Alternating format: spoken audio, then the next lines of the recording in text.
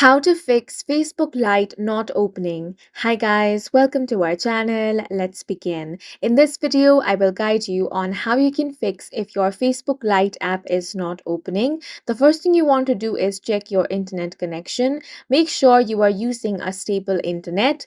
Now, if internet is not the problem, next thing you want to do is open up Play Store and search for Facebook Lite. Here, you want to make sure you're using the latest version of the Facebook Lite app. So if you find the update button, tap on that and update the application to the latest version. After the application has been fully updated, you want to open Facebook Lite and check if your problem has been fixed. If it is still not fixed, you want to head over to your settings, then scroll down and tap on the apps option. Now, out of all of these applications, you want to find Facebook Lite.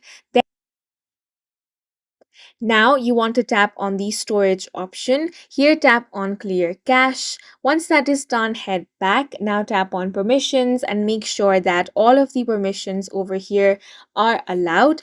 Once that is done, you want to restart your device and then open the Facebook Lite app and check if your problem has been fixed. And that's it for this video. If you found it helpful, please make sure to hit the like button and subscribe for more videos like this.